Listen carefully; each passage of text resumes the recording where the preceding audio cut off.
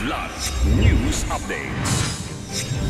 Mga balita ngayon, rebeldeng NPA voluntaryong sumuko sa Camarines Sur. Drug war whistleblower na si Royina Garma balik Pilipinas matapos makulong sa Amerika. Number 1 most wanted sa Bicol, arestado sa Calatagan, Batangas.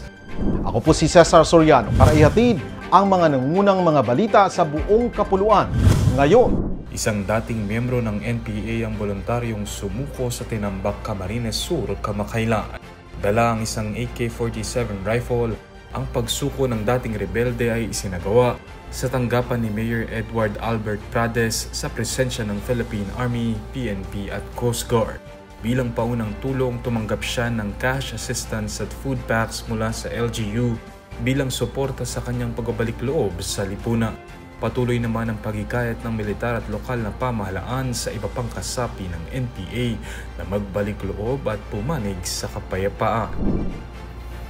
Balik Pilipinas si retired police colonel at dating PCSO General Manager Royina Garma matapos itong ipa-deport mula Estados Unidos. Ayon sa Bureau of Immigration o BI, dumating si Garma sa NAIA mula Los Angeles noong Sabado ng gabi. Ilang buwan matapos makansela ang kanyang visa at tanggihan ang kanyang asylum application sa Amerika. Naharap sa kasong murder si Garma na dawit sa pagpatay sa senior official ng PCSO noong 2019. Matatanda bago ito tumulak pa Amerika Nobyembre ng nakaraang taon, si Garma ay nagsilbing key witness sa pagdinig ng Kamara sa madugong war on drugs ng Administrasyong Duterte. Ibinunyag nito ang reward system sa mga pulis sa kampanya kontra droga na kalaunay ginamit na ebidensya laban sa dating Pangulo sa International Criminal Court o ICC.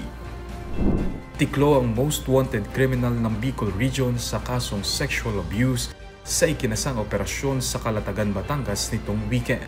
Ayon sa ulat ng Police Regional Office 5, si alias Joe, 49, isang caretaker at residente ng Rapu-Rapu, Albay, ay naaresto sa manhunt Charlie Operation sa Port Calatagan 9:30 AM ng Sabado, Setyembre 6.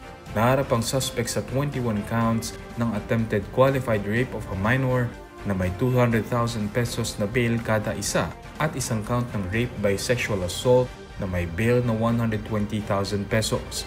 Nasa kustodiya na ng Rapu-Rapu Municipal Police Station ang suspect para sa kaukulang dokumentasyon at formal na disposisyon. Para sa Kidlat News Channel, ako si Renzel Lenon, nag-uula. ako po si Cesar Soriano, kasama nyo sa bawat pagputo ng balita.